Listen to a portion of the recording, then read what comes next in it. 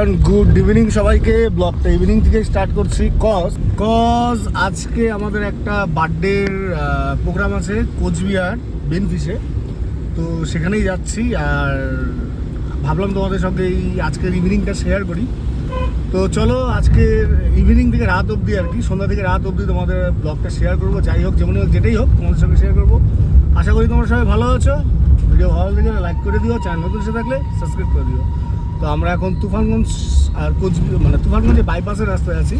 কোচবিহার হাইওয়েতে উঠবো উইদিন 2 মিনিটসের মধ্যে। আর কেন বা জানি না আমার সাথে এরকম হয়, প্রত্যেকটা কাজে যাওয়ার আগে আমার লেট হবেই, মানে বুঝি না রিজনটা। কারণ সব কিন্তু টাইমলি করি, তারপরেও কেন বা এই আজকে যেরকম 6টার সময় আমার কোচবিহার ঢোকার কথা ছিল, অলরেডি এখন 6:05 বাজছে। আমি এখনও তুফানগঞ্জ টাউনটাকে ওভারটেক করতে পারিনি, তো সরি। যাই হোক, এখন যাই। যদিও 6টার দিকে গিয়ে কিছু হচ্ছিল না, 7টার দিকে অনুষ্ঠান শুরু হবে, গেস্ট 8টার পরেই আসে। তো যাই হোক, যেহেতু কথা দেওয়া ছিল 6টার দিকে, কোনো ব্যাপার না। চলো এখন যাচ্ছি আমরা কোচবিহার। দেন আমার সময় লাগবে খুব কম, 25 মিনিটস হাইওয়েতে ওঠার পর। তো যাই হোক, চলো এখন যাই কোচবিহারে।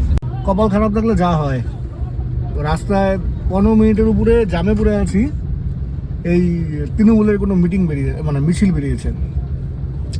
বেসিক্যালি আমি কোনো রাজনৈতিক দল বা রাজনীতির সঙ্গে যুক্ত না, তবে এবার দুটা জিনিস না বললেই নয়।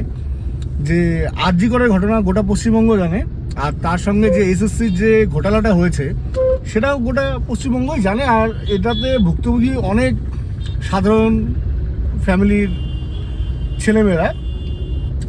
তো কার জন্য হয়েছে, কী জন্য হয়েছে সেটা বলার আমি কি জাজ না, বা আমি কোনো কিছু বলতে পারি না। তবে আমি একটা জিনিসই দেখে এদের অবাক হই, এত কিছু হওয়ার পর এরা কোন মুখে ভোটের প্রচারে বেরোয়। এদের লজ্জা শরম কোনো কিছু কি নেই।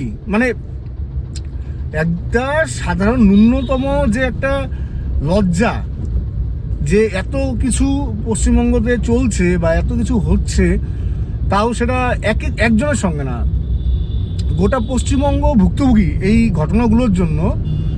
এরপরেও এরা কিভাবে পারে ভাই ভোট প্রচার করতে, এটাই অবাক হই। বেসিক্যালি আমি কোনো পার্টিকে খারাপ বা ভালো বলি না, কিন্তু আমার যেটা মনে হলো সাধারণ মানুষ হিসাবে সেটাই আমি বললাম। একটা ন্যূনতম লজ্জাও নেই যে এত কিছু হচ্ছে, তারপরে আমরা কেন কি দেখে আমরা ভোটটা চাবো যে আমরা এটা করেছি। আরজি করে ঘটনার এখনো কোনো রকম কোনো সুরাহা হয়নি। তারপরে ল কলেজের আরেকটা ঘটনা ছিল। এরকম বিভিন্ন রকমের যত ঘটনাই বলবো কম। কিন্তু যাই হোক, কুকুরের লেজ হয়তো সোজা হয় না। আর লজ্জা শরম হয়তো টাকা পয়সার নিচেই থাকে আর কি, টাকা পয়সা লজ্জা শরমের উপরে। কি করা যাবে, আর আমরা যাই এখন।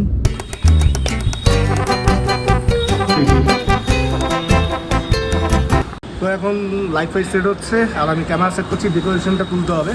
তো রাহুল লাইট সেট করছে, রূপম ডেকোরেশনের ছবি তুলছে, আর আমি ডেকোরেশনের ভিডিও দেবো।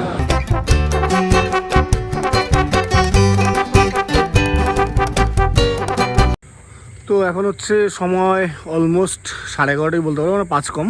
তো মোটামুটি আমাদের প্রোগ্রাম শেষের দিকেই, জাস্ট ডিনার করবো, এখন বেরোবো। কিছু ফ্যামিলি ফটো সেশন হচ্ছে। তো চলো ডিনারে কি আছে আজকে তোমাদের দেখাবো। বিরিয়ানি, চিকেন চাপ, আন্ডা। তো মোটামুটি আমাদের কাজ কমপ্লিট, গাড়িতে জিনিসপত্র ঢুকাচ্ছি। আর আমাদের যে মালিক পয়সা তো পয়সা পয়সা মালিক পয়সা পয়সা এক কা ডাবল করেগা। আর আমাদের যে বেবির বাবা, আজকে আমাদের যার বার্থডে তার বাবা আমার বেবির জন্য খুব সুন্দর একটা গিফট পাঠিয়ে দিল। থ্যাংক ইউ সময়দা। তো চলো এখন জিনিসপত্র গুছিয়ে যাই বাড়ির উদ্দেশ্যে। সো বেসিক্যালি ব্যাপারটা হচ্ছে 1:30 বাড়িতে আসি। আর বাড়িতে আসার পরে সত্যি আজকে গরম অত্যাধিক ছিল। আমরা যেই ভবনটাতে কাজ করেছি সেই ভবনটা এসিই ছিল, কোনো প্রবলেম হয়নি, কিন্তু গরম আজকে বেশি ছিল। আর সত্যি বলতে রাতের বেলা কাজ করে এসি না হলে কাজ করে খুব অসুবিধা হয় এই গরমের দিনে।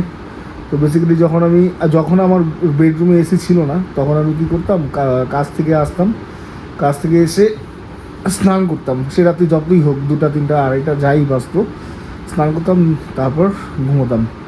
কিন্তু সত্যি বলতে ভাই, যখন থেকে বেডরুমে আমার এসি এসেছে, সত্যি বলতে কাজ করে আসার পর যে রিল্যাক্সেশনটা, ওটা আলাদা লেভেলের সত্যি। মানে যাই হোক, অনেক কষ্ট করার পর এসিটা পেয়েছি ভাই।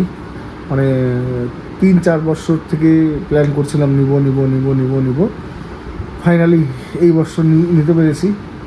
আর নেওয়ার পরে এটার মানে যে আসল কাজ, মানে বাইরে গরমের দিনে কাজ করে আসার পরে যখন এটা রিল্যাক্সেশন পাওয়া যায়, সেটা আলাদাই। তো চলো, আজকের ব্লগ এতটুকুই ছিল, যা ছিল। তো দেখা হবে নেক্সট একটা ব্লগে, নেক্সট একটা দিনে। তো আপনি সবাই তোমরা ভালো থেকো, সুস্থ থেকো। চলো, গুড নাইট, টাটা, বাই।